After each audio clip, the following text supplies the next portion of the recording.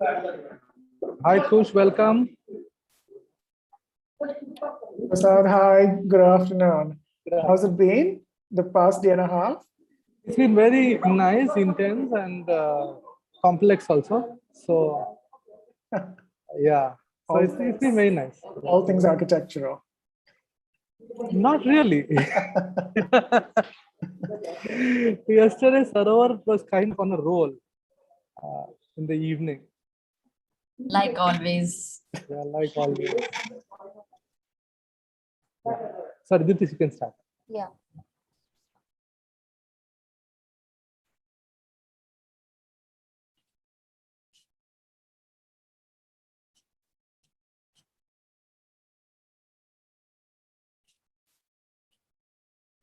Hi, welcome everyone to our next panel of the research dissertation symposium titled Interrogating Institutions at the School of Environment and Architecture. In this session, we have 4 panelists: Parth Solanki, Anjali Agarwal, Heli Doshi, Anjan Koltarkar, along with 2 discussants, Vishwanath Kashikar and Kush Patel. We will have 4 presentations back to back, about 10 minutes each, followed by the discussion with the panelists, and then we'll open the platform for the question and answers with the attendees and the discussants. Before we begin, we will do a quick introduction of our 2 discussants. We have Vishwanath Kashikar with us. He's a tenured associate professor who's intrigued by the relation between clarity and creativity. Over the past 13 years, as a full-time faculty member at the Faculty of Architecture, he has taught most courses at the undergraduate program. He has developed an interest in architectural education. He's been a part of many curriculum revisions at SET and now conducts teacher training workshops and curriculum revision workshops across the country. He's particularly keen on studying the gap between teaching and learning. Vishwanath is also interested in urban housing. His research focuses on studying the spatiality of apartment buildings in India. Through courses on housing design in India and international and national workshops, he attempts to explore the limits of architectural design in housing. Welcome, Vishwanath. The next we have Dr. Kush Patel. He's a faculty member in and head of studies for the postgraduate arts program in technology and change at the Srishti Manipal Institute of Art, Design and Technology, Manipal Academy of Higher Education in Bangalore, India. Their research and teaching remain oriented to the theme of survival as both a form and method of historical and theoretical investigations into making just environments across a range of digital and community sites. Current projects include a history of participatory architecture, an examination of pedagogical and archival forms that campus community projects with digital take to engage struggles against heteronormative and casteist patriarchy. They are also the co-founder of Pedagogy of the Digitally Oppressed and a digital humanities collective that is committed to fostering pure feminist and anti-colonial approaches to digital humanities teaching. Their writings appear in Digital Studies, Le Champ Numérique, Knowledge Justice, Disrupting Library and Information Science through Critical Race Theory. Public, a Journal of Imagining America, and more. Dr. Kush Patel is a registered architect in India with professional degree and a gold medal distinction in architecture and urban design from South Gujarat University, Surat and CEPT University, Ahmedabad, respectively, as well as a Master's of Science in Architectural Design Studies and PhD in Architecture from University of Michigan, Ann Arbor. Welcome, Kush. In the next hour and a half, we will investigate the spatial constructs of academic and what are the institutional frameworks for preserving and revitalizing the urban form. This panel will discuss various process frameworks that shape the spatiality of an institution. To begin with, I would first like to invite Parth Solanki, who looks at the relationship between the public and the research spaces. He investigates the relationship between the researcher, the apparatus, the public, and the shifts over time. A research space, since time is imagined to be collapsed is imagined to be a collapsed ecosystem between the public, the researcher, and the apparatus. However, his study highlights high privatization due to national security, competition between countries, and mediatization of knowledge. This thesis opens up a discussion to rethink research spaces in a way to engage more with the public. Parth, I invite you to present your work. Yeah.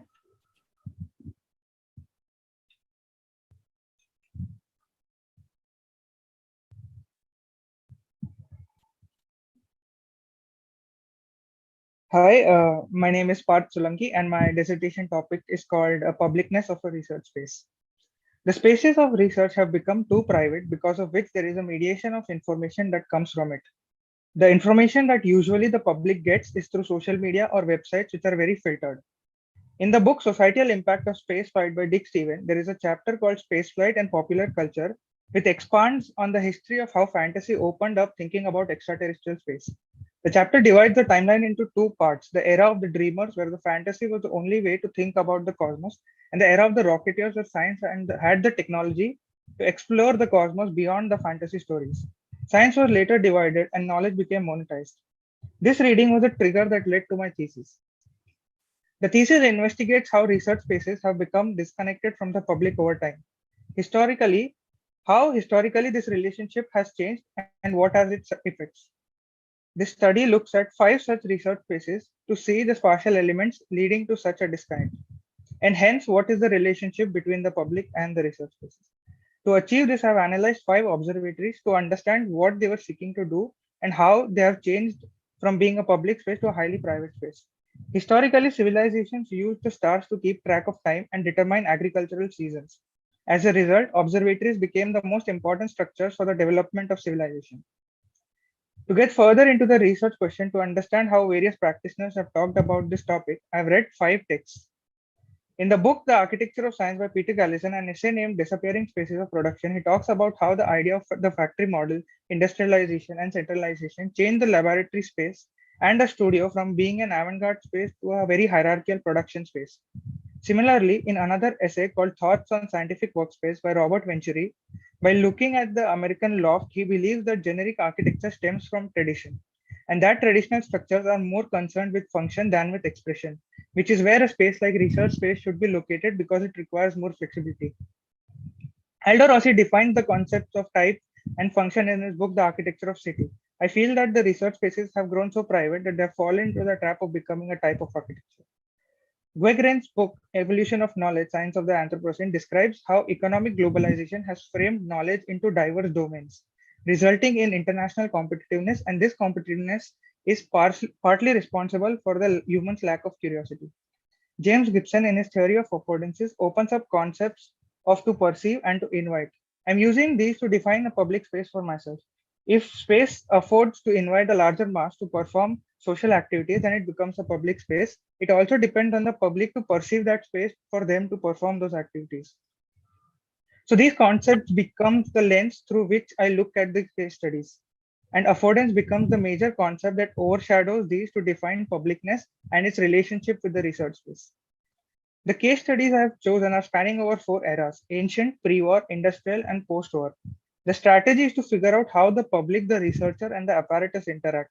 The diagrams for the study show the spatial elements that engage or disengage the public. The diagrams are colored in 3 different ways: blue for the public, black for the apparatus, and red for the researcher. In each case, I will go through a larger drawing that depicts the ecologies generated by the structure. The first study is called El Caracol, which is a large pre-Columbian city built by the Mayans. The structure of El Caracol is located in the main spine of the city of Chichen Itza. The solidity and the material of the building invites the public to carry main activities, and invariably it becomes a public space. To do terrace farming, and the Mayans needed information about the seasons, which came from observing the cycle of the sun. El Caracol was directly involved to give this information.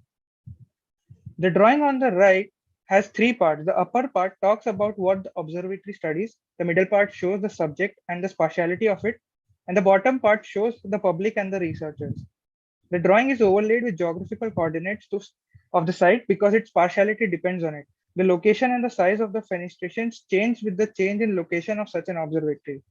The publicness on the bottom part of the drawing also has its own temporality where the public changes from being citizens to archaeologists and now being tourists. The diagram on the left shows the relationship between the three actors, and eventually you will observe how it changes over time and context. The Jantar Manta is a collection of 19 astronomical instruments built by Rajput King Sawai Jai Singh II. Jantar Manta is located in the middle of the city of Jaipur. The instruments are fragmented objects in the landscape, and the public was and is still allowed to move around it. Here also, the solidity invites the public. Here, the three characters of the apparatus, the researcher, and the public interact similarly to the previous study. The relationship between the public and the researcher is a little more blurred here. The drawing on the right shows the relationship between the apparatus and the celestial bodies and how its materialities also change over time. In both the above cases, the built form allows the idea of play to flow through them in various different ways. The layers of the public, researcher, and the observatory are all collapsed. I believe this collapse is somewhere led to the growth of science and technology. The Einstein Tower is an observatory in the Albert Einstein Science Park designed by Eric Mendelsohn. The park itself is not located far away from the city. The structure is one of the best known examples of German expressionist architecture. The fluid form of the building became a landmark for the city and is used to attract a lot of visitors to the park. Here, the relationship between the apparatus and the public reduces to just the form of it. The form generates a certain kind of curiosity to know what is happening inside. That curiosity may translate into gaining knowledge about scientific research. The telescope in the structure is used by an individual at a time, making the relationship of the researcher and the apparatus very personal. The disconnect between the public with the apparatus starts to become more evident here. McMath-Meier's telescope on the Kitt Peak Mountain is 88 kilometers away from a settlement which was designed by SOM architects. The researchers working here have their own network inside the campus to work within their field of expertise. The telescopes are now required to be very accurate as the range of observation has increased, and hence they became more and more delicate. This led to the reduction of allowing the public to engage with the apparatus more. The observatory has a visitor center that allows the public to come and be involved in few of the activities that are open to public. The public has a very indirect relationship with the apparatus and no relationship with the researchers at all. We see that over time, as science advances, it becomes complicated. And I believe that to make it simpler for the public to understand, new kinds of spaces start emerging like the visitor center. This assumption to simplify knowledge and to make the public understand also tends to disconnect the public. Tide Observatory is similar to the previous study. It is located on Mount Tide on the Canary Islands.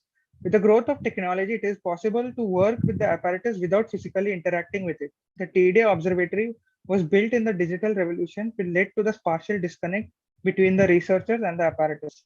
The telescope became a separate space with just the mechanism and a shelter to protect it from the climate. And the research space transformed into a separate room that can operate the telescope. The separation of the researcher and the apparatus opens up new kinds of relationship. Here, the researcher has a different kind of engagement with a screen that allows a group of people to work together, but that group is limited within the institution. To conclude, the study indicates that there have been two types of shifts over time. One is a programmatic shift and the other is a partial shift. In the programmatic shift, the research space was earlier a collapsed ecosystem between the public, the researcher, and the apparatus. The public used to feed onto the information given by the researchers using the apparatus, but they are now fragmented. This shift enabled new programs for the public like the visitor center, planetarium, science centers, etc. As it is evident from the studies, the monumental nature of the older structure is conducive to the public. Its solidity mobilizes the idea of play to flow around and inside the structure. But in the current research spaces, the apparatus is very delicate, which reduces the element of play from the apparatus. Before the invention of telescope, the built form itself used to carry out observations, but now it has become just a shelter for the apparatus. The thesis hence opens up question to rethink research spaces in a way to engage more public and make science more accessible. Thank you. Thanks, Parth. I'd now like to invite Anjali Agarwal. She began her research with a provocation. Can architecture affect our thinking, cognitive abilities, mental and physical well-being, and our emotions itself? Her thesis argues that most schools are becoming places of disciplining bodies more than of learning and that of growth. She investigates what the psychosocial dimensions of spatiality in a school are. Anjali? Thank you.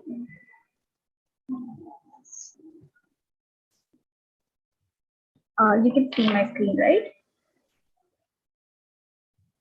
It's just loading. Yeah, you can see. Hi, I'm Anjali Agarwal, and my research in school and architecture is a reflection of school spaces and their impact on students' behavior and experience. The thesis argues that most schools are becoming places of disciplining bodies more than of learning and growth. They have not been designed keeping in mind the psychosocial dimensions of space and its impact on the occupants. The concern has specifically come from observing schools in Mumbai that are designed through generic type and standardized configuration of classrooms, labs, and primary functional zones like library, auditorium, multipurpose, etc., with nearly no difference in spatial quality.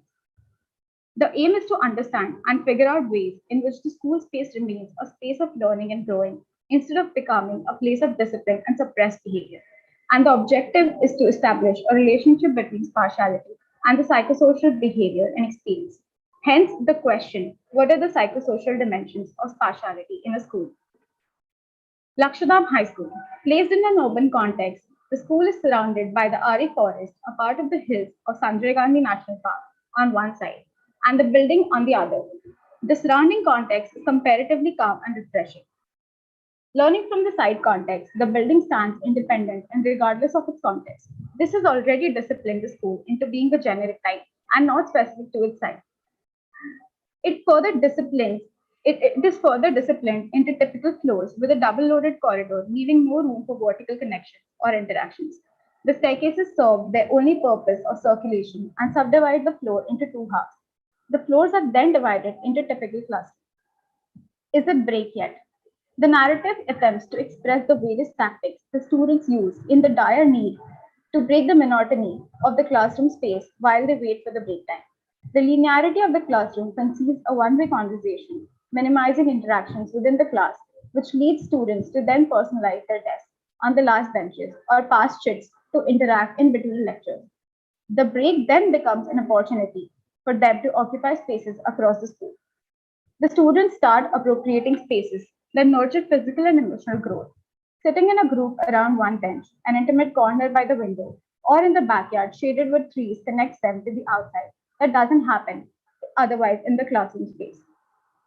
Drawing out specificities of the spaces in Lakshadam, the widened staircases then create an opportunity for pauses that go beyond its purpose of circulation. Seating along the periphery of the ground and the shaded backyard of the school invites more students to hang out during the break time, hence defining the active and the control zones in the school. Leelavati Bai Podar, located adjoining the busy traffic of SV Road and Santa Cruz Station, is a part of the Podar complex. The school is a generic L-shaped with a double-loaded corridor and typical classrooms. Where to breathe?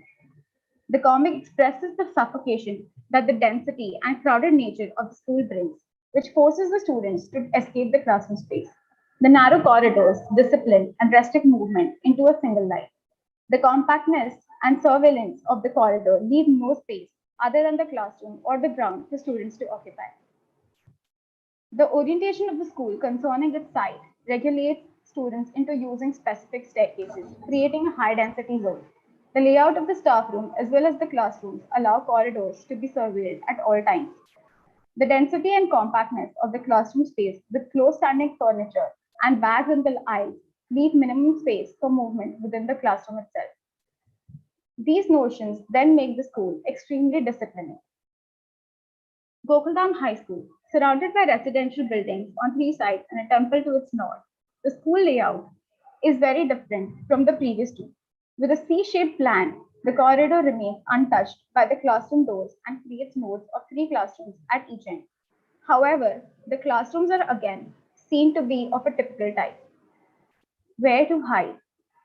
Observing from conversations with the students, the porosity of the school with its open corridors and staggered sections leaves no room for privacy or personal space. The students then find spaces behind the buses and the trees to hide. The panoramic view of and from the corridor across three floors of the school creates an experience of a theater. With most parts of the building surveilled, the students tend to move out of the building and go to the ground, hence leaving the periphery of the ground more active than the building itself. In conclusion to the observations from the three schools, the schools stand independent of the site context.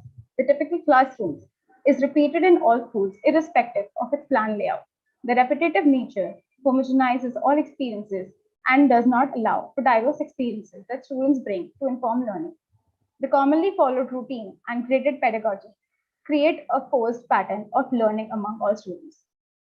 The linearity of the classroom space creates a one-way conversation and divides the students into a set of rows and columns, which are then personalized by the students when the teacher turns to the board. Hence, the students tend to move out to appropriate spaces outside the classroom space. Orientation of the teacher in the classroom to the corridor creates a power shift. High windows in Lakshadam forces the view of the sky, which is then broken in the corridor. Across the school, students appropriate benches in unintended ways. The stacked floors in Lakshadam and Podar minimizes vertical interactions, while the staggered section in Gokuldam hinders with the privacy, it can work better, creating a vertical connection if the corridors are widened to allow privacy at the back. The narrow corridors of Podar limits its purpose, circulation, and minimizes interactions, whereas in Lakshadam and Gokuldam, the wide corridors allow for pauses in between the circulation. With these insights in mind, the question then arises, how can design spatially diffuse the power structures and learn from the tactics in which students reconfigure spaces to create more conducive places of learning and growth? Thank you. Thanks, Anjali. I'll now call upon Heli Doshi. Her research studies degrees of exclusivity in educational campuses of Mumbai. It argues that contemporary educational campuses have become more and more inward-looking structures through spatial configuration and their planning techniques. Heli? Yes, thanks. As my screen, let me know when my screen is visible. Yeah, go on slideshow more. Yeah. Yeah. Hello, I'm Anjali Doshi, and the study is titled Educational Campuses and City. I was in conversation with one of my friends from my higher secondary science college, where he mentioned to me for the first time how lonely he felt in the campus space for those 2 years. He mentioned not being able to make friends in the beginning, and later it got too late to gel in. And moreover, nobody could even notice me, he says. I was like an atom in that big campus space. I immediately wondered how and why a person was left all by himself, unnoticed by the people in its surroundings, in a seemingly lively space of the campus. This brings me to my research topic, which studies degrees of exclusivity in educational campuses. The thesis argues that contemporary educational campuses are exclusive in nature through their spatial configuration and forms of socio-cultural relations. A campus is perceived to be inclusive in nature when it allows for easy access to its spaces, caters to a wide range of user groups, and can hold and build social relations. The thesis begins to ask how and why are they designed as inward-looking spaces with private enclaves and fortress-like conditions of high walls, huge amounts of security, and decreased spaces of interconnectivity with the immediate outside environment. It attempts to investigate the reasons and consequences of its aspirations to become a state-of-the-art space, which produces distinct forms of socio-urban life. Thus, the research question forms, how do degrees of exclusivity get produced within the architectural and formal condition of educational campuses? Constellations of operative concepts. So, through the readings of the essay named Bigness by Rem Koolhaas in the book Small, Medium, Large, and Excel, the concept of scale emerged as one of the key ways to look at the fieldwork. The concept of panopticon and surveillance by Michel Foucault, permeability, visibility through space syntax theory by Billy Hillers, and social connectedness became the keywords to look at the case studies. Fieldwork, case 1. JJ campus, located in Church. Established in 1980s by the British government of Bombay, the campus is a cluster of 8 standalone buildings offering courses of arts and applied arts and architecture. It is bifurcated into old and new building structures with double height and large high openings. The campus generally sits on a busy road with its permissive entrance spaces and low boundary walls. This soft edge often allows for a peep-in by the passerby, along with allowing for hawkers and vendors to share the edge wall. Further, the campus has a wide extent of landscaped area available to its occupants. This landscape area allows for more opportunities of pause that can build and hold social relations. The positioning of the circulation spaces of passageways at the intersection of inside and outside offers visual connectivity between the immediate outside space. However, the fragmentation of the campus space into separate, disconnected, standalone buildings creates awkwardity and keeps its occupants confined to a limited area around their respective building radius. These are some of the photographs of the campus spaces. Case 2. SND. Established in 1916, the Women's University campus space, designed by Charles Correa, sits on one of the busy roads of San Francisco. It offers multidisciplinary courses of engineering, management studies, polytechnical science, home science, and law, forming the campus of 6 individual buildings. The campus space also houses a girls' hostel. Here, the nature of this threshold varies for different genders. Gender identity becomes crucial here. The high boundary walls of the campus space further disconnects itself from the city's fabric and reduces itself to an inanimate object in the city's landscape. The walk on the internal stretch of 400-meter long street acts as a retreat space of walking during early mornings and late evenings due to its shaded nature. Each of the campus buildings have internal open spaces of courtyards and atrium-like spaces which becomes active areas of chance encounter and takes the nature of a social space. The planning of home science building includes open to sky spaces of courtyards on ground level with an entrance space that opens to these courtyard spaces via a small exhibition cum notice board space that provides for opportunities of pause and social interactions. These are the pictures and views of the courtyard spaces of the home science building. The planning of the terraced passageways at the first floor with a common canteen space on one of the sides of the courtyard cutouts offers for visual connectivity across the two levels. The institutional nature of the campus space is again seen here to the large expanse of its space. However, this gets diluted through the terraced spaces of the circulation, which creates opportunities of pause within the movement parts of its occupant. These are photographs from the SNDT campus, the canteen space, the home science building, and the technology building. Case 3, Mithibai campus. Established in 1961 as a 2-story high building, is now a 9-story high building with high-end interior spaces. Each level of this 9-story high campus building is dedicated to different departments, fragmenting it vertically. Largeness and double height volumes of this centrally air-conditioned building often overwhelms its occupant while experiencing the campus space. The building sits at the corner of a busy road, having 4 main entrances to access its spaces. Each of these entrances has 2 watch guards to monitor and regulate the in and out activities of its occupants through a verification process. The freedom of having multiple navigation paths leads to confusion while traversing through the space, as each of them leads you to an extreme end of a similar looking space. The circulation space of the lobby passage are under constant surveillance of housekeeping staff, which does not allow the students for opportunities to stop and have a conversation or even gather. But it is reduced to transitional canteen and forest space located on the ground floor thus becomes the only space that allows for social interactions to happen away from the surveillance nature of other spaces of the Mithibai campus. The social nature is thus confined to the physical space of the canteen here. Sometimes spillover also happens on the abiding street with parked vehicles. These are some of the photographs of the Mithibai campus. Conclusion. Thus, the research concludes that a campus attains the properties of exclusivity through large scale, high fragmentation, inadequate ground area, and surveillance threshold. Through these qualities, educational campuses exercise their control over its occupants, manipulating their conduct. Further, it throws light on how the existing notion of campuses is reconfigured in the urban context. The existing notion of a campus is highly embedded in its horizontal extent, that is, the ground area available to its user. This notion gets fractured in the contemporary educational form of campuses through the vertical stratification, like in the case of Mithibai, due to lack of adequate land area in the urban context. The conclusion thus begins to articulate and state four major peculiar acts of exclusivity as fragmentation, scale, threshold, and opportunities of cost.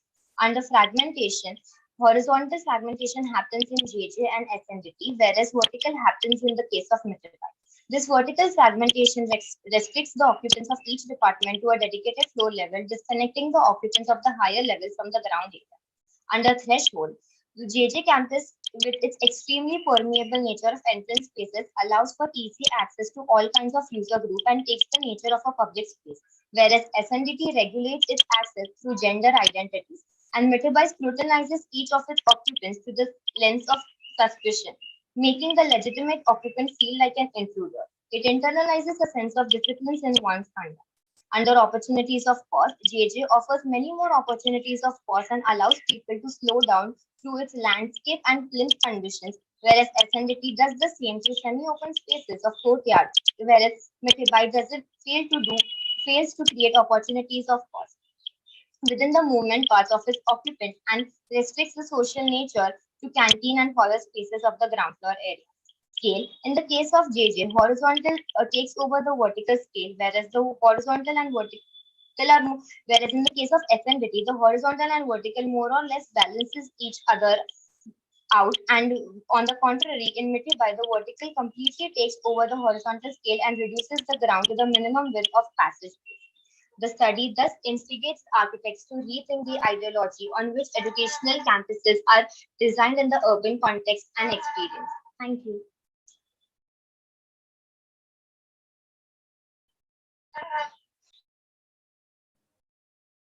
Thanks, Hedy.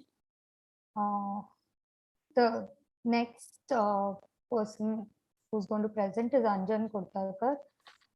His research is about a neighborhood in the city of Bombay and about the urban conservation movement, which started in the 90s. His intent is to expand the restricted scope of heritage and articulate an alternate framework based on memories that conserve the urban form. Anjan, I invite you to make your presentation. Thank you, Dipti. So the thesis talks about a market street called Bora Bazaar in the 4th precinct of Bombay and the urban conservation movement which started in the 90s. So histories aim towards advancing urban conservations tend to reinforce the notion of collective memory. However, the promise of a collective memory is a fallacy. In the book 4th Precinct of Bombay by Rahul Mehrotra, he categorizes the historical evidences based on the physical development of the city's time series. So apart from the visual style and the popular trend, it lacks histories that were not accounted for, which raises critical questions of whose and which memory, which past has been addressed by the conservationists when defining these precincts. Which brings me to my research question of how is this memory shaping the spatial experiences in this today's urban form, and how one should be able to map or identify or study the mechanics of these urban memories prevailing. Further, to understand the correlation between the memory and the built environment, the concept of memory and the creation must first be addressed. Memory is neither a static archive that records and saves information, and nor does it have the ability to store information in a very linear structure. The collection of memories helps bind these various factors together, contributing to the transformation of space. The memory works through actualization and interpretations, which primarily depends on time, culture, and circumstances. The anthropological literature describes numerous cultures in which individual sense of smell, taste, and touch have collective meanings in behavior and communication. We tend to interpret a space as an analog to a body and vice versa. Thus, the unit of analysis thus becomes a place that has witnessed urbanity and still stands the test of time. The Bora Bazaar street is one such bylane in the 4th precinct of Bombay, in which it is tucked away in a narrow bylane and filled with shops of all kinds, but majorly it is still known for its one famous product, it's paper. The intervening lens broadly opens the mechanics of memory, moving past the commonality and the differences in the new urban form. The act of remembering, when engaged with history, it is the memory which is protecting the space. And the way memory actualizes itself is through practice and mobilization. Along with the regulations, a newer form of opportunities were emerging out of these. So a narrative analysis is carried out using a series of network diagrams that helps in decoding these verbal narratives from the site and how they are consuming to the act of making a memory with. दुकान तो अभी है, शायद तो काफी time से। अभी आप देखो, हर गली में एक चक्कर और जेब में पैसे। लोग चाय पीना थोड़ा ना छोड़ देंगे, भले लॉकडाउन लग जाए। 1951 से मैंने अपना पहला टपरी डाला था। अब देखो, हर एक गली में एक टपरी मिलेगी आपको मेरी। कभी छोड़ के जाता तो अभी बनाया मार्केट नहीं मिलता ना भाई। देखो 1937 में गांव से निकला था, सिर्फ फरसाण बनाना आता था तो बस केवल एक दुकान ले ली भाड़े पे। अभी फिर बीच में सर्वे लेने आए थे कुछ लोग पिंडी की, तो शायद लगा तोड़ने आएगी, पर यहाँ जगह खरीदना काफ़ी फ़ायदे वाली चीज़ थी भाई साहब। देखो, तो जैसे पता चला कि डेवलपमेंट होगा तो धंधा भी खरा और बड़ा होता गया। अब हमने और एक दुकान ले ली बाजू वाली गली में। अभी आगे जाके अच्छी जगह मिलने वाला है तो क्यों ना लूँ मैं। अभी बगल में ही रीडेवलपमेंट का काम शुरू हुआ है। अभी सब दुकानदार मिलके कुछ करे तो हमें भी मिल जाएगा। एक मिनट, जैसे ही गली में घुसोगे पहला राइट ले लेना। आगे नुक्कड़ पे एक स्नैक कॉर्नर जैसा कुछ दिखेगा, आपको पता चल जाएगा क्योंकि बहुत सारे लोग इकट्ठे दिखेंगे उसके आसपास। पहले वो साइकिल पे आता था, अभी दुकान डाल दिया उसने। और रात को कभी आप यहाँ से गुजरे तो दुकान भी नहीं दिखेगी, सब ऐसा फोल्ड करके रखा हुआ होगा। पर अगले दिन दुकान बराबर टाइम पे लगा हुआ मिलेगा। पहले कभी इतनी भीड़ नहीं होती थी इस जगह।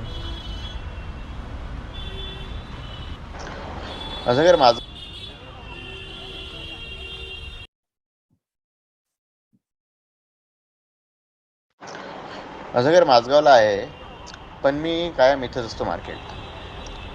मला आठवतं माझ्या आई आजोबा सांगायचे की ते इथं भाजीपाला विकायला यायचे। मी त्यांना कधी विचारलं नाही त्यांनी ही जागाच का निवडली, पण त्यांनी मला सांगितलं होतं की बाउंड्री असते पार्किंगची, त्याच्या कधीच पुढे जायचं नाही। शहर वाढलं, त्याच्यासोबत लोक वाढले, लोकांसोबत पार्किंगच्या लाईनी वाढल्या आणि जे रोड आहेत त्याच्यावरती पार्किंगच्या लाईन एक्सटेंड म्हणजे असं म्हणून वाढत गेल्या आणि जे लेन होते ते बारीक होत गेल्या। अरे बेटा, वो जरा गोदाम से जाके नमूना ले आना वो। हाँ तो बेटा, जैसे जैसे ऐसा हुआ कि जैसे जैसे व्यापार बढ़ता गया दुकानें बढ़ने लग गई, बट ऐसा भी हुआ कि इसके साथ साथ काफ़ी दुकानें बंद भी हो रही थी। अब इलाके में जो पुराने व्यापारी थे और जो नए व्यापारी थे इनके बीच में एक सेट नेटवर्क बन गया। तो उसमें ऐसा हुआ कि जो पुराने व्यापारियों की दुकान थी जो बंद पड़ रही थी, अब वो नए व्यापारियों ने लेके उनके बना लिए गोदाम उन्होंने बना लिए। तो अभी उनका कुछ उसमें नुकसान नहीं हो रहा है क्योंकि उन्हें जगह मिल गई अपना सामान रखने के लिए, और पुराने व्यापारियों का भी कुछ नुकसान नहीं हो रहा है क्योंकि उनको पैसे मिल रहे हैं। मार्केट जैसा रहे ना तो ही ठीक है, फालतू का रेसिडेंसी का भी मच नहीं चाहिए। पहले गोडाउन था यहाँ और वो मालिक बेच भी नहीं रहा था, और कोई भला क्यों बेचेगा यार ऐसी जगह, दाम अच्छे मिल रहे थे उस चीज़ के। अब अगर मुझे जगह मिल ही रही है तो मैं क्यों ना लूँ। पहले इधर प्रिंटिंग प्रेस थी, कुछ पेपर का काम चलता था। लैंड ओनर कैसा था तुम समझ रहे हो ना। तो भाई सिंपल है बॉस, अगर हम दोनों का फ़ायदा हो रहा है तो कौन ही मना करने वाला है। अरे क्या बता रहे हो साहब, इधर पेपर का मार्केट हुआ करता था, अभी बताओ कहीं दिख रहा है क्या। वो कम्युनिटी कब की निकल गई। और क्रॉफर्ड मार्केट है ना अपना, उधर कुछ चल रहा है शायद, देखो। तो अभी जो भी बचे हैं यहाँ वो काफ़ी पुराने हैं इसलिए चल रहा है। अभी मार्केट ने अपने लिए है तो इसके लिए बॉम्बे परवड़ रहा है, नहीं तो इधर आके तो मगजमारी हुई ना, बराबर कि नहीं। देखो क्या है ना, मार्केट बहुत बड़ा है, जहाँ तेरे को चाहिए वहाँ जितना गाड़ा लगा सकते। मेरे को एक चीज़ पता है, सिचुएशन कितना भी ख़राब हो अपन ने बेचना बंद नहीं करना चाहिए। पर ये क्या है ना, ये बड़े धंधे वाले लोग हमको बोलते हैं कि नहीं तुम्हारा गाड़ा गली में लगा। अरे मार्केट बड़ा है तो चोरी होने का टेंशन तो रहेगा, जितना बड़ा मार्केट उतने चोरी होने के चांसेस तो ज़्यादा ही रहेंगे। ब्रो यही रास्ता क्यों? अरे जीपीओ से घूम के कौन जाएगा सुबह सुबह भाई। ऊपर से बहुत घाई होती है सुबह में। यहाँ पे एक जैन मंदिर है पुराना, वहाँ पे सुबह में उनकी पूजा चलती है। गली में सबसे ज़्यादा भीड़ तो वो यवले के चाय वाले पे होती है। बस उधर आते ही समझ जाता हूँ कि अभी और आधा रास्ता बाकी है। देखा जाए तो सबसे पहले शायद वो घड़ी की दुकान आती है और उसके बाद गद्दे की। पर मार्केट में जो चाहिए वो मिलेगा, और लॉकडाउन के बाद भीड़ वापस बढ़ गई है।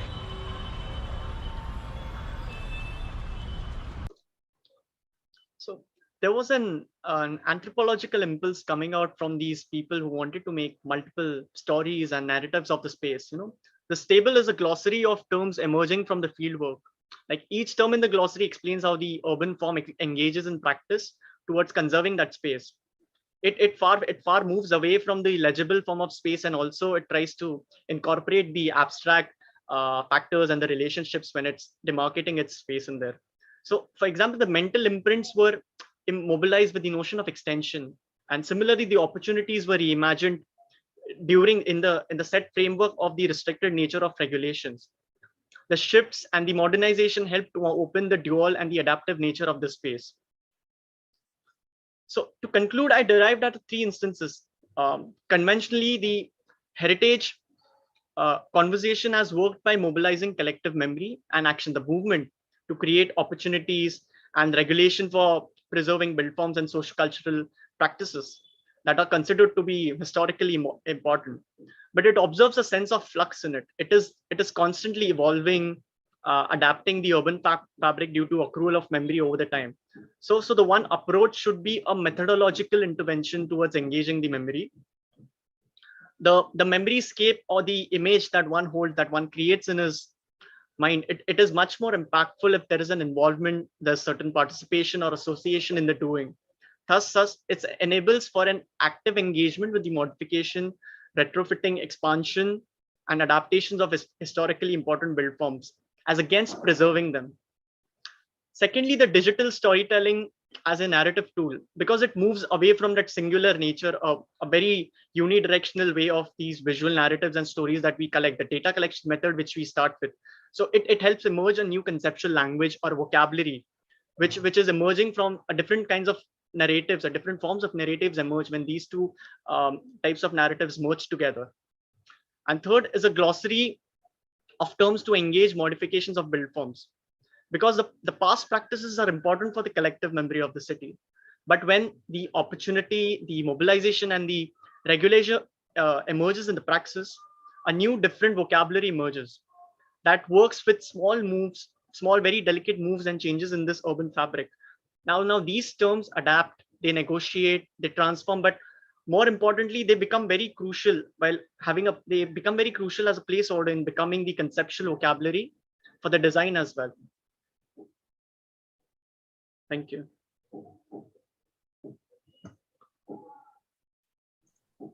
Thanks, Anjan, Heli, Anjali, and Parth. Thank you for your presentation. I'll now invite the discussants to respond to the presentation. Vishwanath, you would like to go first? Yeah, sure. Well, I mean, interesting the fact that the session title institution, interrogating institution, ties them together. And yet, I think there's an amazing amount of diversity in the topics as well, in the objects of their study. So I'll start with some individual comments and questions. So to begin with Parth's study, I mean, very interesting. And in the beginning, when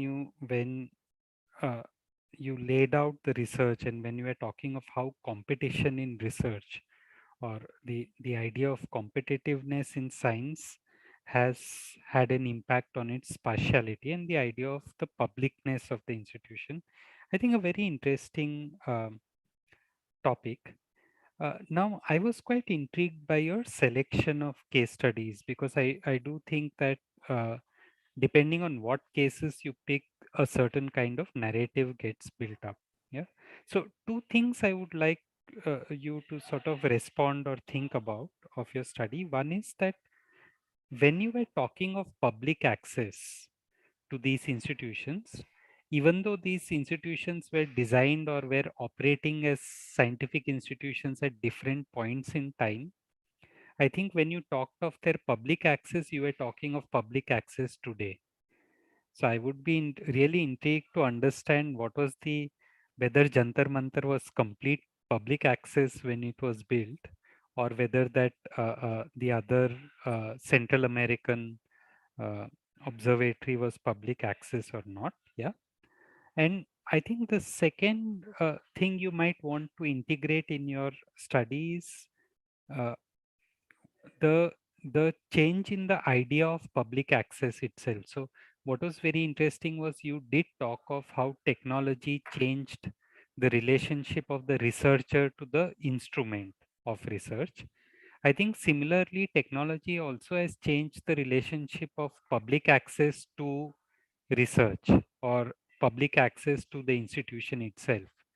So the fact that public access need not necessarily mean that people have to physically go to the institution. Yeah. In terms of variation of the institute in the kind of institutions you picked up, also I felt that the purpose of setting each of these institutions seem to be slightly different. So if some are about primarily fundamentally research that is only done by scientists, versus if, say, when you were talking of the first example, when you said it was also an observatory to map weather, yeah, which was then actually directly related to public and public use. Yeah. So these are some of the thoughts that came up in your study. Moving on to Anjali's study, when of deschooling architecture. So the question, I think one question that I would like you to ponder about is, suppose I took any of these, I forget the names, but the first school or the second school which had this doubly loaded corridor, uh, uh, and say tomorrow a Cambridge board school occupies that building and teaches using the pedagogical models of a Cambridge board, where you don't have subjects and you don't have classrooms which are specific standards, and they don't have benches the way a state board or a CBSE board has. How much would you say that the psychosocial dimension of or the psychosocial environment of the school has changed? So in other words, how much do you think is the role of the pedagogy of CBSE or state board, and how much is the role of the space in what you're proposing? Coming to Healy's study about institutions.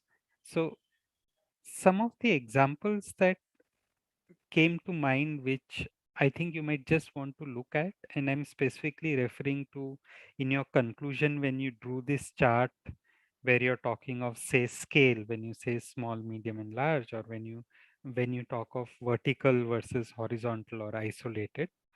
So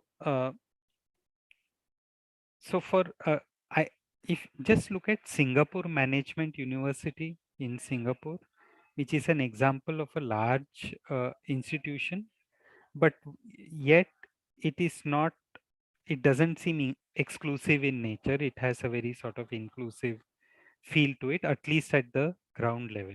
Similarly, when you were talking of the horizontal or the vertical, that when institutions grow vertical, they start becoming more exclusive. So I was wondering whether the other categories that you are making, that is the standalone block and the connected block. Yeah. So even in a standalone block, I can have a vertical, I can have a 10-story standalone block, and I can have a 10-story interconnected block also. Yeah. So I feel that in that, maybe if you go one step further into questioning whether it is the verticality that primarily has a impact on inclusivity or exclusivity, or whether it is the standalone versus the interconnected block. What spatial characteristic impacts exclusivity or inclusivity more? One more question I had was, you mentioned it in the beginning, but I see that in your drawings or in your presentation, you did not use space syntax. So you did not, although you're talking of vision, so you're talking of things which are related to iso waste, or you're talking of things which are related to integration values or depth values, you did not follow that method. So maybe later on you could just talk about what happened. I think partly that question could also be to Anjali, because you were also talking of, in the corridors you were drawing the isovis and you were talking of control. So I'm quite interested in knowing what was the whether you both seem to have looked at space syntax partially, but not sort of use that in your research method. Then finally, coming to Anjan's study, I think I really enjoyed the way you presented the whole study and also conducted the whole study, where you're saying that instead of drawing these elevations of heritage buildings or talking of any other dimension of it, you want to talk to people and therefore maybe arrive at a different way of looking at past. I just felt that the table that you presented at the end, just before the conclusions, so when you were presenting the table, I was trying to I was trying to replace some words with other words. So somewhere you're saying network, somewhere you're using other words. I'm I was not able to sort of directly connect that to the set of audio clips that you had. Yeah? So I would like to discuss that aspect, and I think the conclusion, maybe maybe you want to go back to the table that you have prepared and ask yourself, are there any more specific conclusions that you would like to draw? Right now, I think the conclusions you're drawing, at least I think the second one and the third one, to me seem a bit generic, seem to be conclusions that I could draw even before I have these audio clippings. Yeah. So that is what I felt about it. Overall, I mean, in this panel, I think this idea of interrogating institutions, I think it is a very pertinent question, and especially I think what happens is when we are talking of other building types like housing or commercial, we tend to talk of regulations, economics, law, and uh, when we are talking of housing, we also talk of society, culture, and those dimensions. But uh, by and large, I think when it comes to discussing institutions, both as academicians and practitioners, I think that is where we tend to get into discussions of form, space, and order, because institutions allow. I mean, that is how it is also perceived, that here is where I can talk of double heights and light coming from top, or materiality, language, expression, that the institution affords that play. So in that sense, I think it's interesting that all studies in this panel ask much deeper questions of institutions, which is not just formal questions to institutions, but questions which hit at the very basis of what makes that institution an institution. Yeah, I think I've said enough. Maybe Khush, you would like to continue, and then we can have a conversation. Maybe. Yeah, no, thank you. Thanks, Vishwanath. And thank you, Parth, Anjali, Haley, and Anjan. I'm just trying to sort of place my thoughts. There's much that I've written. Thank you for sort of walking us through your individual narratives, carefully narrating them, but also carefully sort of presenting them in ways that really make real for those of us who are not part of these research projects, what the value of what you're studying holds for you. I also wanted to sort of connect back to Rupali's sort of introduction yesterday morning, where the invitation for each one of you is to sort of get to understanding architecture at a structural level, and sort of think structurally ways in which questions of space, form, technology, and meaning making happen. So I want to sort of keep that in mind and sort of invite you to sort of think with that initial introduction as well. Overall, I think, again, as I mentioned, the presentations were very clear and they had a sense of life. With Parth, I'll start with individual comments and then see how they connect for me as I'm speaking and thinking through them. So Parth, fascinating research, and it's an interesting area that you're looking at the question of scientific research. But the way I was seeing it, it was almost telling me that it's a study of the formal, spatial, and intellectual distancing between the researcher and the researched. And if that is the framework, because one of the anchors, or rather the sort of the structuring elements for your research is this notion of the apparatus. It's a very Foucauldian notion of the apparatus. And yet I was wanting to sort of know how you're understanding the apparatus. What is the nature of the apparatus coming through in this project?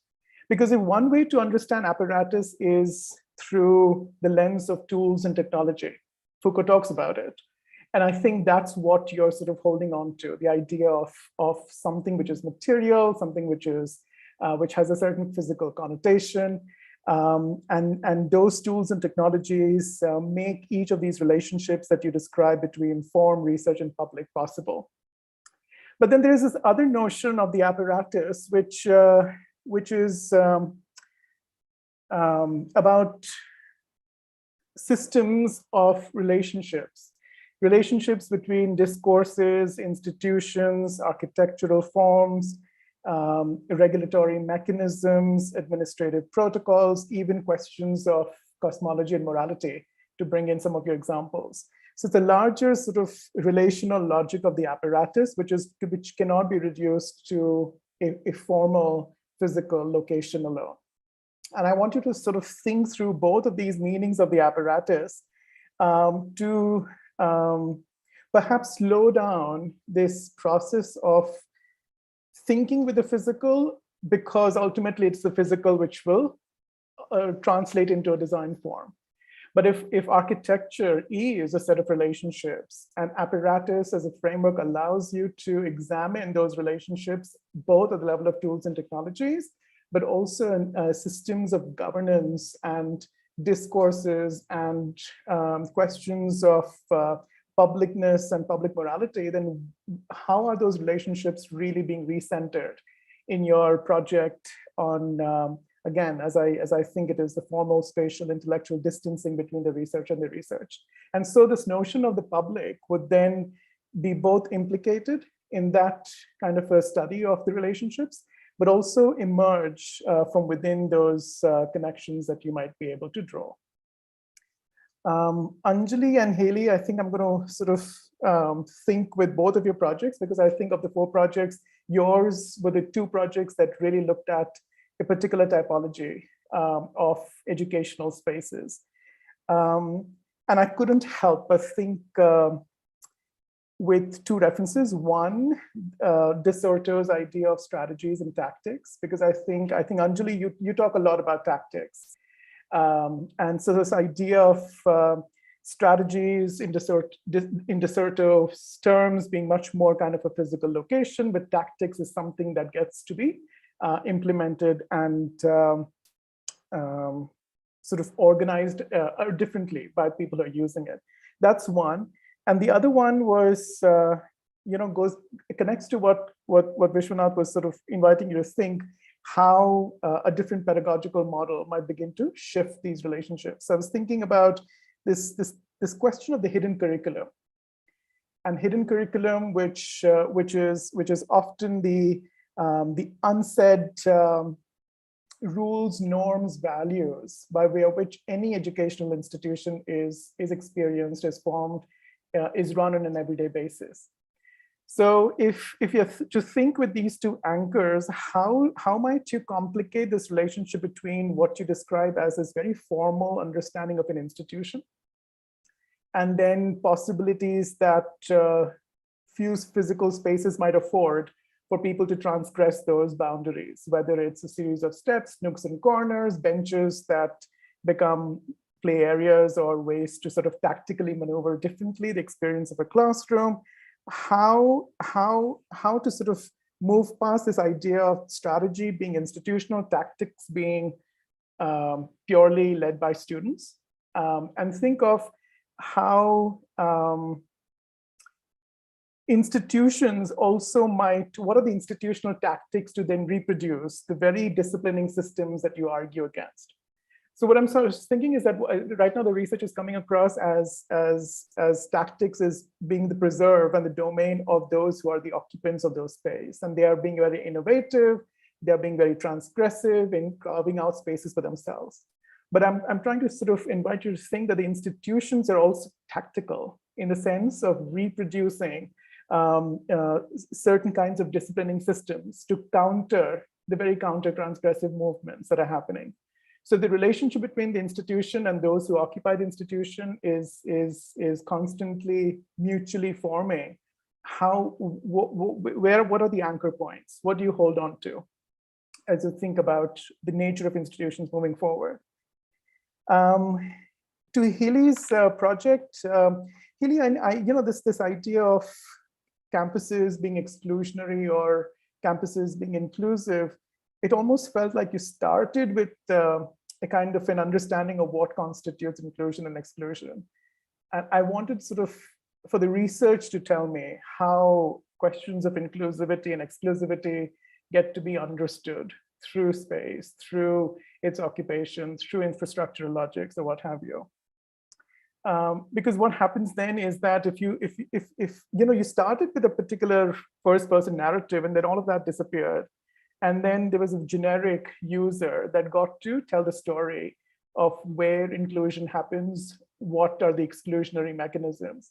And it becomes a very stark divide between public and the private, to the extent that the nature of flows between these public and the private was somehow lost for me. And also I wanted to sort of mention that you talked about scale, fragmentation, circulation, and thresholds.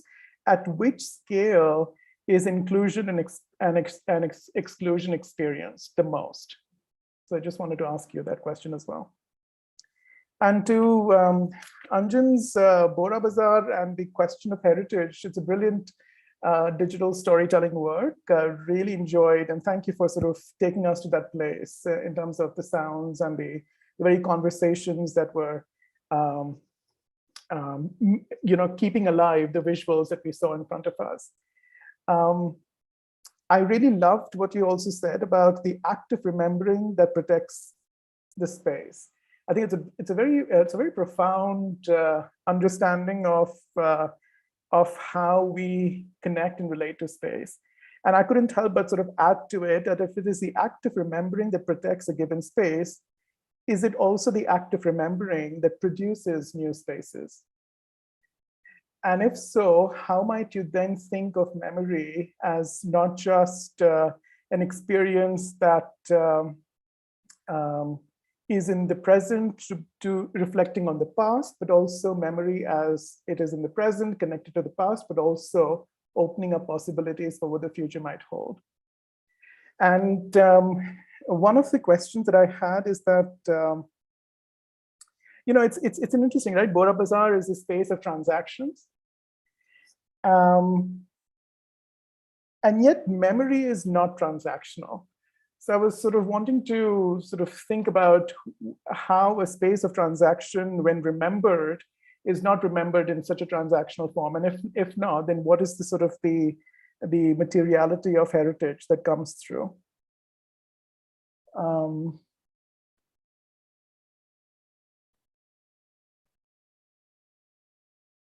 Yeah, and I do want to encourage you to sort of, keep alive this very fine, granular understanding of heritage, but also since you started with contesting the very sort of conservation movement that reduces environments often to very canonical forms. Just keep alive that, because I wanted to sort of say that if one of the questions that I've asked here is that could memories be canonized? So it's one thing to sort of move past the idea of heritage being canonical by virtue of how the discourse has shaped the practice of heritage design, but could memories be canonized through a kind of a default reference to the great man history? Because all of the people that we heard were all men. And they have a certain occupational presence, they have a certain connection to the space, but there was just no diversity in gender, there was no sort of sense of age, there was no sense of what are the other memories that might prevent this canonization of the memory project itself. So I wanted to ask you as to why and how did you choose to interview only quote unquote men in this project? So thank you. I hope that made sense, but yeah. Thanks, Vishwanath and Push. I'll now invite Heli, Anjali, Parth, Anjan. Yeah, I'll respond. May I respond first? Thank you for the question. So to answer to the question of Vishwanath, that he asked me, is verticality really the parameter where the exclusivity takes play in the campus and fragmentation happens? So here, along with verticality, the levels were dedicated to a particular department, which made the users to stay at that level throughout the day, because all of the spaces that they had to occupy were located on that level. And also it's a human tendency wherein the vertical distance taken, the vertical distance and the travel time is perceived to be more than the equivalent horizontal distance. Like constantly moving up and down, it feels exhausting. And when a structure expands vertically, the fragmentation happens because there's no overlap of programmatic spaces. They don't share common spaces. So they have dedicated spaces for each of their individual programs. To answer questions about how a different system will change the nature of exclusivity or inclusivity in the campus, it will definitely change the nature as the systems of the pedagogy plays a major role in diluting and experiencing the lived nature of the campus. But at the same time, it will also invite for more overlapping spaces to happen that will allow people to have overlaps in their circulation path. And at what scale inclusion and exclusion takes place is again the scale at which the scale of the building structure, which is beyond the anthropometric scale, wherein if you have double height volume structures, or which is beyond your vision, where you don't have a clear vision of the lobby space, so all of these parameters is where the structure attains the properties of exclusivity. Yeah, I think, and I would look up the references suggested by you all. Thank you. Can I respond? Yeah. So from both of your questions about how much does the pedagogy affect the impact and on the occupants of the school with respect to the space. I'm sorry, I'm not as aware of the Cambridge curriculum to be able to answer that. But if I have to talk about different boards that go across the nation also, then I think yes, it does affect.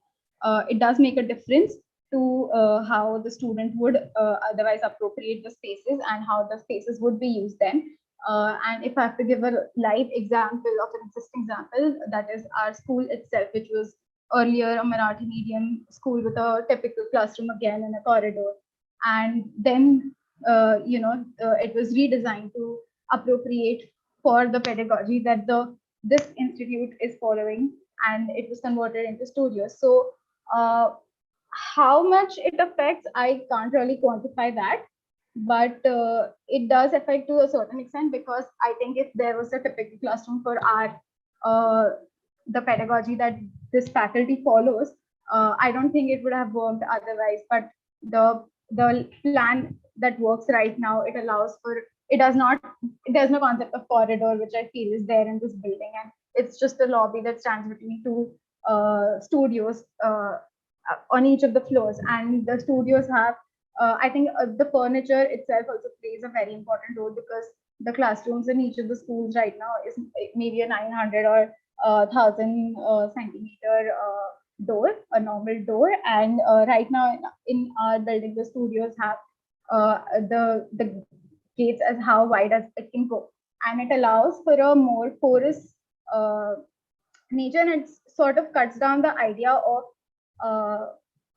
the door itself, because once it is open, and then it does not leave room for entering into a space, because you're already sort of flowing into it, that the studio is already flowing into the lobby that is outside. And the second question that Khush had asked, which is how the institutional tactics play a role. So to some extent, I think that the tactics or the rules and regulations that they form might not be as partial, but a few things like when the teacher is walking in the aisles while teaching, or she's closing the door, or in one of the comics, I don't know if you noticed, that there was an auntie who's sitting at the end of the corridor, and it's a curved corridor which allows, like at one end, the auntie can't see, who is there. So even when they're trying to, they use their tactics of, disciplining the corridor space, then the students are still, they're able to break that through their own tactics of then hiding on the other end of the curved corridor. And these are few examples that I can recall right now of how the institution is then trying to use their own tactics to discipline. Yeah. Yeah. Can I answer, Anjan? Yeah. Yeah. So to respond to Vishwanath about whether the public that I studied was the public of during that time, yes, because in the first three case studies that I chose, the public was actually allowed to go in and move around anywhere they can, because they couldn't hinder the observations or the research that was going on. Like Jantar Manta is located right besides a bazaar, and the public to meet the king had to reach the Diwane Arm, and they had to go through Jantar Manta and sit on it, and they can do whatever they want. And now that, and the third case about that observatory being in a public park, which is with that form, is like it invites the public in its own way. About Khush's comment, yes, I agree that the apparatus that I was looking at was a very in a very literal sense, and not the way of looking at the systems of the governments and the systems of relationships, not the one that Foucault was talking about. But it will be interesting to look at these both together and see where the project goes.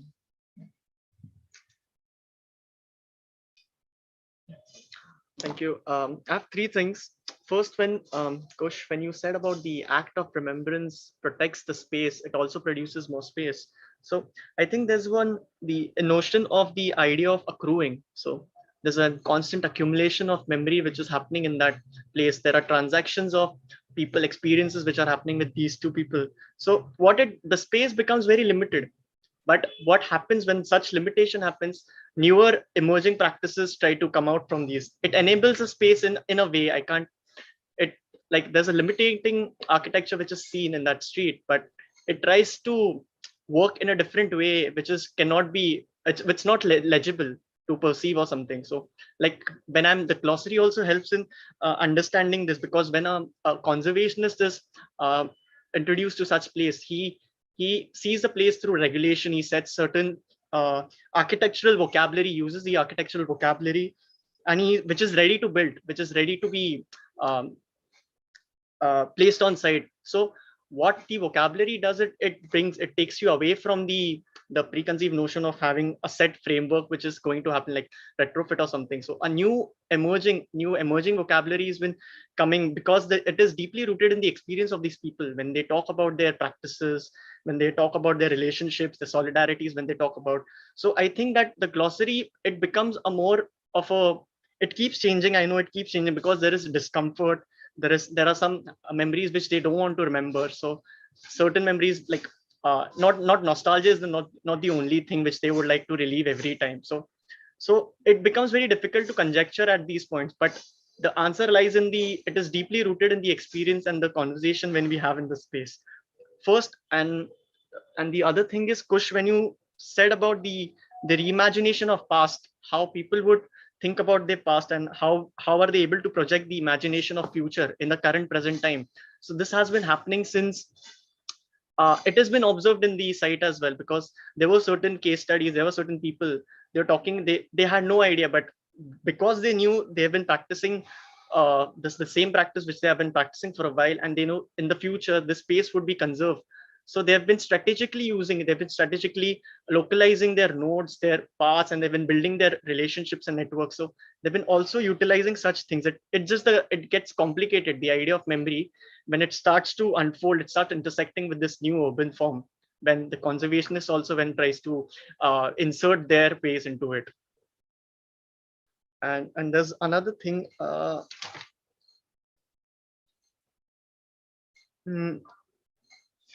Like I can't think of one thing that I think I wrote.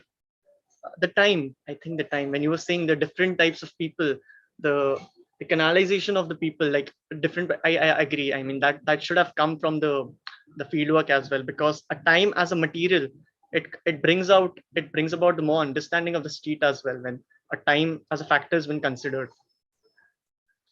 And yeah, thank you. Thanks, Anjan. Ellie, you had one more response. Yeah. So yes, so I missed answering the questions about having preconceived notion of one of the campus spaces. I agree. I might have a preconceived notion, as I have first-hand experience of that space. So I have lived experience and lived the nature of that space for 2 years, and after experiencing that campus, I have also experienced the campus of C. Although C cannot be called a campus space, but an institutional building of a similar nature, but having starkly different lived experience because of the various opportunities that C allows for having the social interactions that C allows for. So hence it might come out as that it was already preconceived, but because it was already set in my lived experience from before, and C became my reference became a reference point to compare these lived experiences of the institutions. Thanks, Ellie. Anyone else have? I just wanted to add one point. I think with both of your questions about the different boards that might work in a school, I think when I started with the research, I was aware that the board plays a role in appropriating the spaces of the school, and I think this is a limitation that I set for myself, looking at ICSE schools only, and I think I just made my work easier for myself. And but yeah, I think looking at different boards might have helped to understand if or how much does the board play a role in appropriating the spaces of school, or like how the typology is then affected. Yeah. Sorry, could I add one more thing before Kushu say? Because Kushu asked me about what is the materiality of the heritage that comes through, what are its transactional capacities of these memories. So it reminds me of the idea of mnemonic which one enters, like I don't know, I recalled it. It's called a phantom limb of something. So where a person is believed to have something, but in the existing reality, it's not there. So the people are accustomed to the experience which they're having there in that street. So the street it also enables the person's memories also to be transacting, because it's been seen like the person who's commuting throughout there every day for the very long period of time, he's been adding to that the transaction to that street in a way. Thanks, Anjan. I had a quick question, Deepthi, if you still have time Sure. for all of them. Yeah. And that was, who is the audience of your research? Who is the reader of your research? If the reader or the audience of your research is not the professional design practitioner, what would change in your research? Is that so? I'm just saying that it came through that, you know, the research projects are oriented to design practice, and it's not a criticism. You're in an architecture school, and that's the primary audience, perhaps. But if you were to suspend that for a bit, because these are deeply spatial questions, they are deeply environmental questions about the built environment studies as well. What would change about your research if the audience is not to directly inform design practice, but something else? Anyone would like to reflect on this?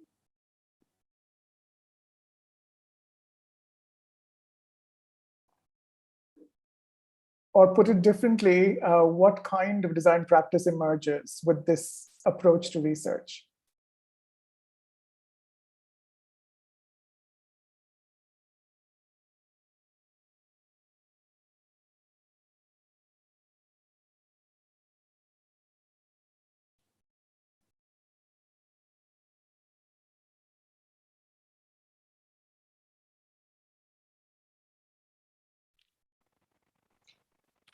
If not thinking from a practicing architect or the same profession, I think this research would help people to be more it's like a reflection of their own surrounding, of their own present which they're getting. So they'll be able to articulate a different kind of a framework when they're trying to explain their histories or the memories, when they're talking about their experiences. It would just become a very diverse kind of a thing when they're trying to they'll be more elaborate when they're talking about their experiences or the memory of the place when it comes. I think the re-articulation of this framework, like when experiencing, or it would try to come. It would act as a catalyst. It would ask the people in there to get engaged in the process of conserving the space more.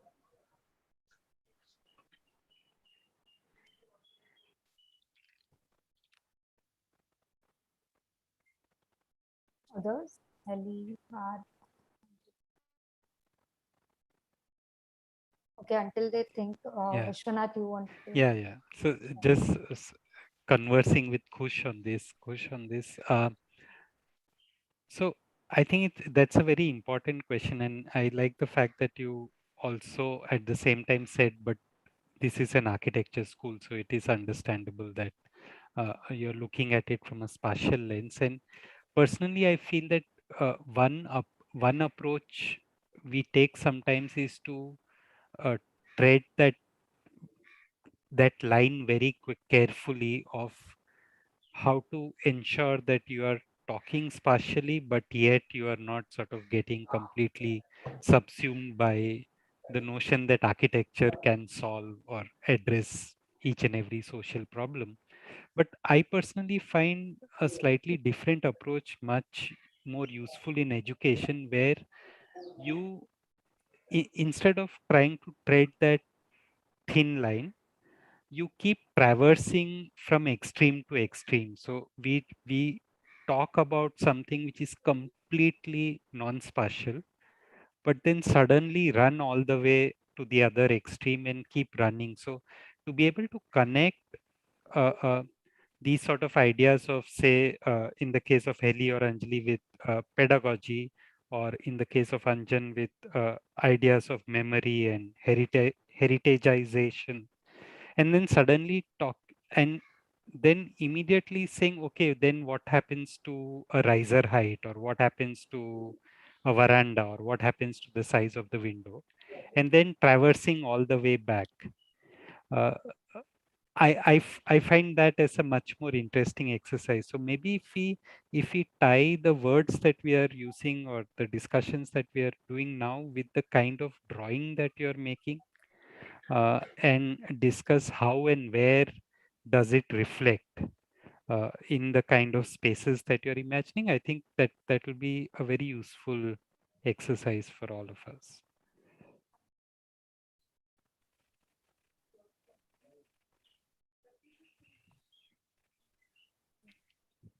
This is, I mean, I know we still have a day and a half to go, and I think it's an interesting conversation which we'd love to revisit. But I was thinking, so when I sort of clarified my question as to what is the kind of design practice that emerges from this very approach to research, it was almost like sort of centering different translations of what we study into the kind of practice that we also imagine for ourselves. So, for example, for for both Parth and Anjan, I couldn't help but think extremely valuable public history projects sort of coming into the fore, and where architects and individuals trained in architecture are able to sort of inform a specific discourse on cities' histories that are often overlooked. And so the idea of decanonization is not academic, but it's actually taking place on the ground. And Dolores Hayden's Power of Place comes to mind as one of the very concrete design practices that came out of campus, but ultimately looked at the history of LA from a very sort of public and a deeply plural way to rescue urban design from its fascination and preoccupation with form and typology to thinking of urban design as ethnic history and its recovery. So I think there's value there. And for both Anjali and Haley, who are interested in this idea of what becomes of the environments where we study, it's an interesting sort of think about, okay, where would you take this research, and could it inform school curricula, where the idea of what it means to experience these spaces and what it means to what Lucien Kroll's work is often referred to as cultural pedagogy, architecture as cultural pedagogy. And if one were to sort of think of architecture as cultural pedagogy, how do we sort of see our roles in a much more collaborative way in these social networks where we intervene? So it's just a sort of invitation to all of you who are thinking about your research to sort of not limit it to its immediate translation into the next semester, which is a design thesis, but also think of the kind of opportunities and possibilities that it kind of travels or could travel with you in shaping a practice that is deeply social and meaningful at the same time.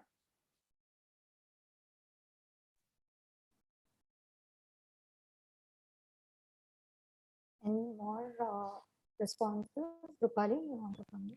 Yeah, I just wanted to go back. I mean, I think that was a very interesting question, who's the audience? And particularly for this panel, because Parth began with this idea of, saying that science is kind of, getting in some ways specialized and kind of being removed from this idea of public imagination and getting into this idea of the expert realm, right? And then the others also, both Heli and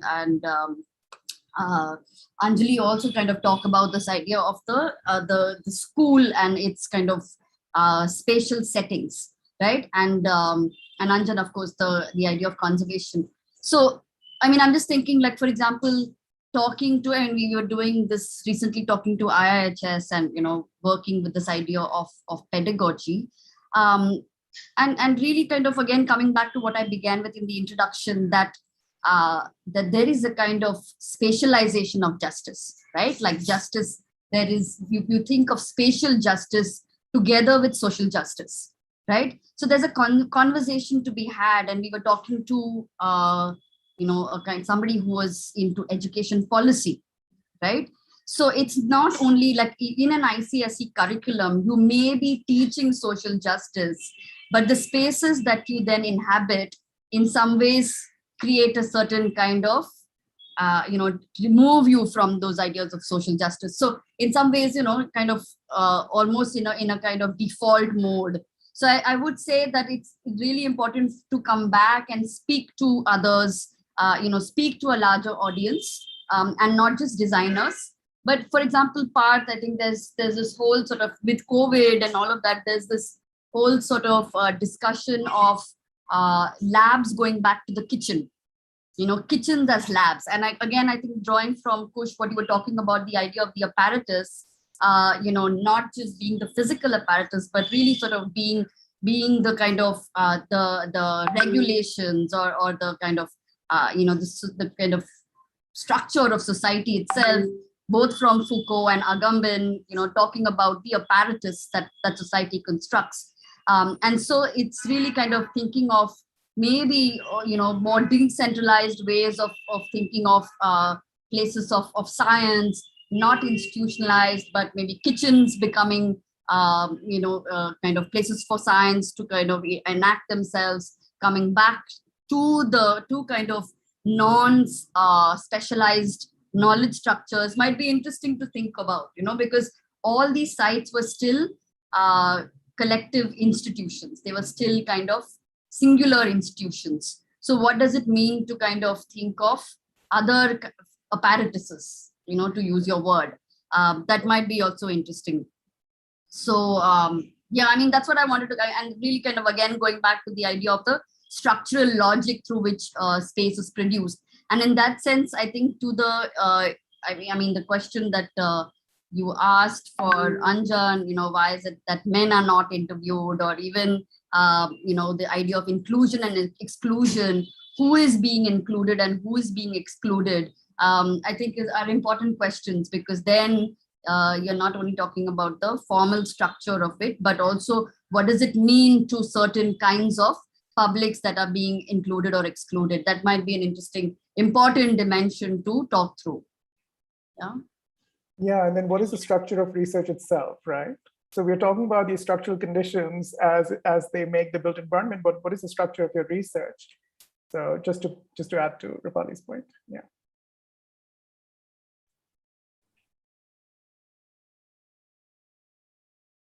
Any more responses? Any of the students want to comment?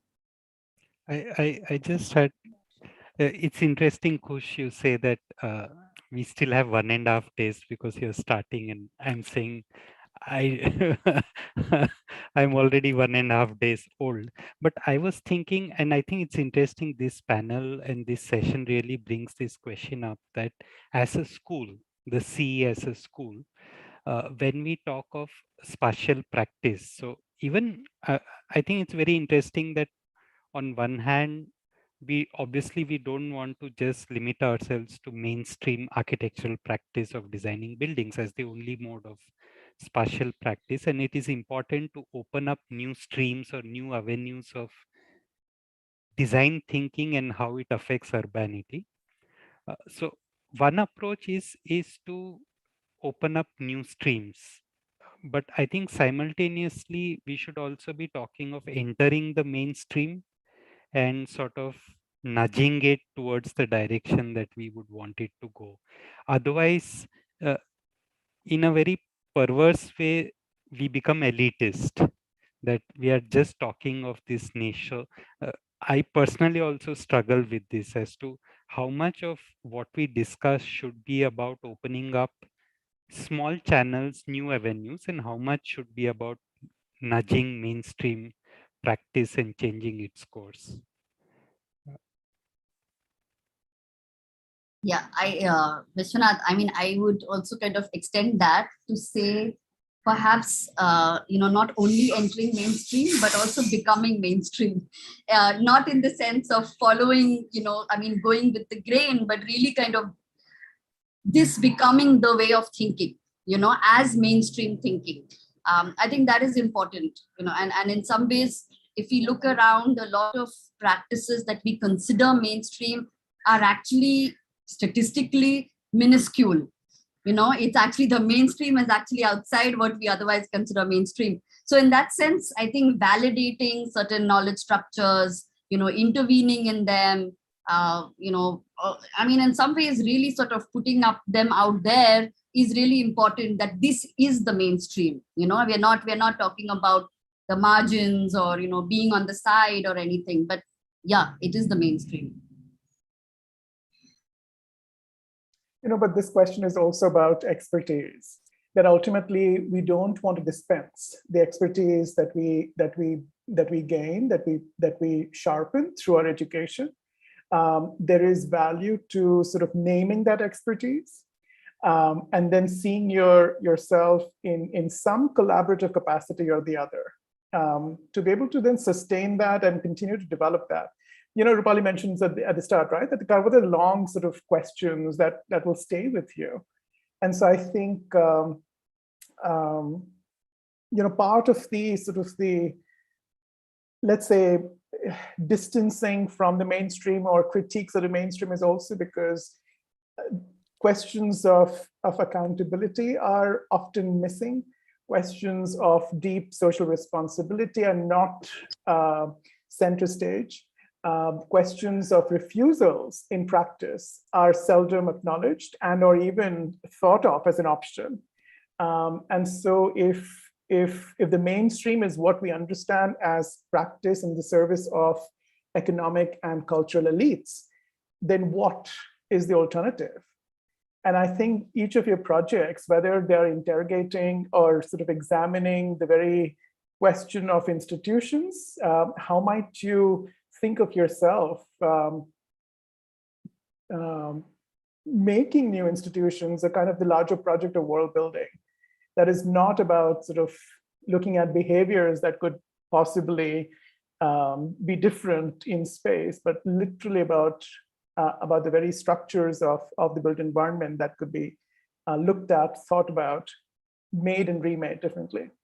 So I think expertise is something that I think it's for all of us, whether you choose to be a practitioner in academia or choose to be practitioner in a cultural organization, choose to be practitioner in a nonprofit sector, or even have your own office. I think the idea of expertise and practice need to be constantly reflected upon. I think if there are no more responses, then I would like to kind of come in here where I think four main, I won't say pointers, but I think all the presentations kind of gave an opportunity, and I think Kush and Vishwanath got in very interesting points to kind of take away from this discussion. One was about the newer architectural practices which could evolve, and they could evolve only when we ask the larger questions. And these larger, longer questions are not only limited to the space interrogation, but they are something which come from questions on the very premise of formation of an institute or an architectural project. So also, is architecture only limited to space, material, form, or does it does extend to the idea of culture, society, social relationships? And then how do these relationships kind of bring in or fold in as you craft a space? And like Kushan Vishwanath very rightly pointed out that, it's not only about entering into a design project in the next semester, but to carry these questions in order to be sensitized to the society and to then emerge with newer practices which are sensitive and more inclusive towards the societal concerns and respond to the concerns. So, yeah, Anjan, you had something to say.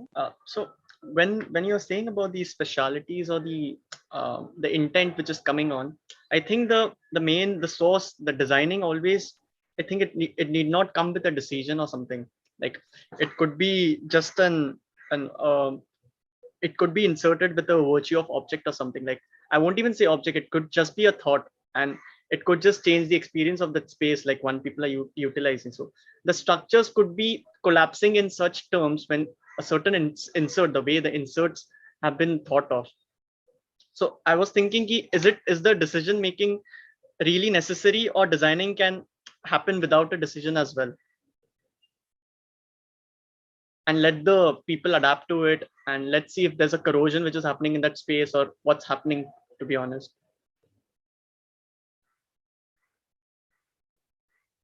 I'm just going around that term when you say specializing, or then people are specializing in something, like there's an intent behind it. Like if I'm designing something, there's an intent, but what it doesn't have a decision behind it, and it's just a mere, like I've just placed an object in the middle of the street. What are its repercussions? It's going to happen. Anjan, who are you asking this question? No, in general, I'm asking, sorry, because yeah.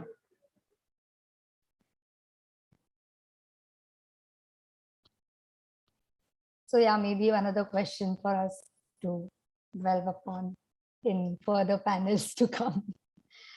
Thanks, Anjan.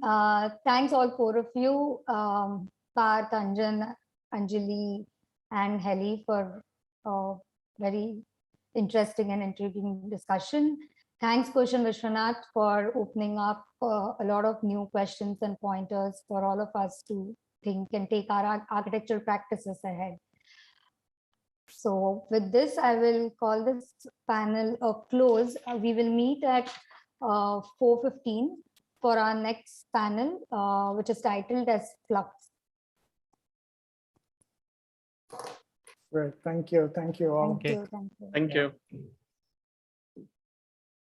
Vishwanath, sorry, did he leave?